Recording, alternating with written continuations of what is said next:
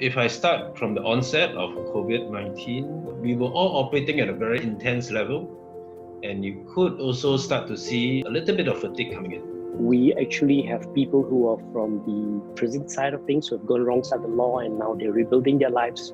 We have got physically challenged people, we've got single moms and senior citizens. This group of people were consumed for one very important thing: security of job. 17 schools, 2,500 children, and over 400 members of staff. To keep this connection going when we're all working from home is a huge challenge. People need fuel, what type of shields do you put, at your retail counter that will protect your people as well as the customer?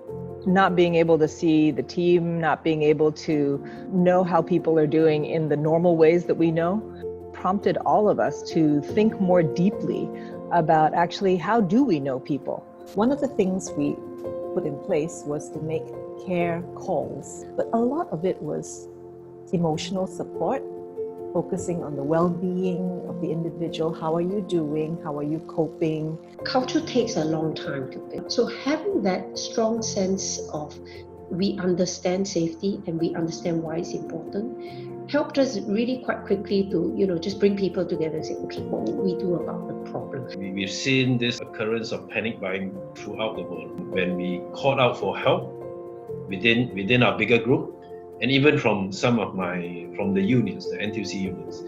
And I even had friends, they could be my Facebook friends, they could be just friends. All of them said, if you need it, they said, can they help? So you saw that it's very heartwarming. One of the many good things that came out of COVID, of course there are many not so good things, but if you reflect on all the positive things that have happened, it showed all of us are quite resilient. I cannot describe how much adaptation and innovation has actually been happening over the last couple months. How we care for our employees, thinking of how to communicate through video messages, care packs, doing exercise classes. If it were not for COVID-19, some might move forward because they see possibilities. Some would be reluctant, and some will say, no, I'm not doing it, I can't.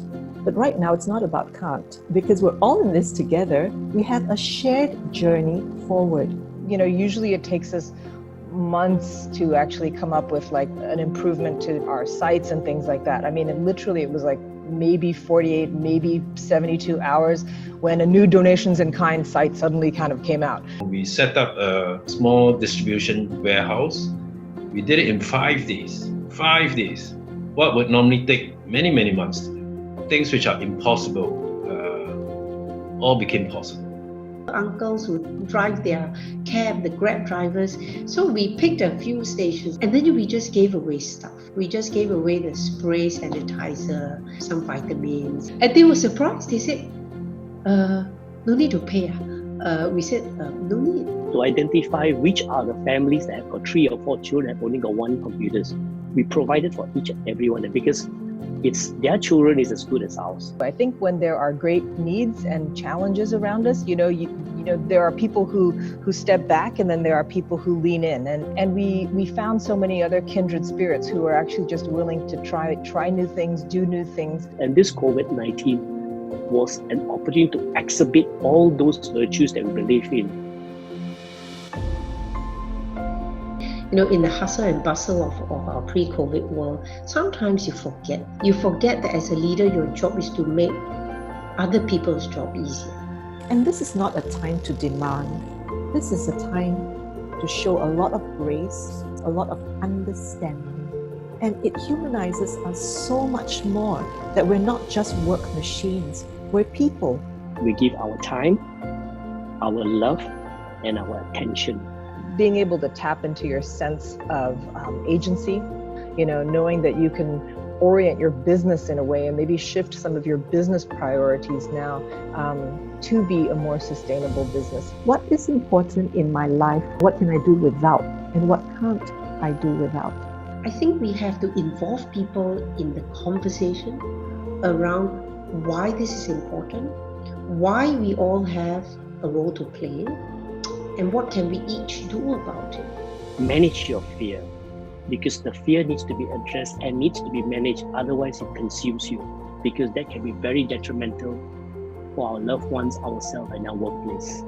Put yourself in the shoes of either the customer or your staff, instead of starting with KPIs first. Because the process, the journey of getting there, at least to me, is very important. While we all strive to be a high-performing team, if we get there and we don't bring the team along, all of us have failed. I think it is about maintaining a sense of purpose and recognizing that everyone has a gift somewhere that they can give.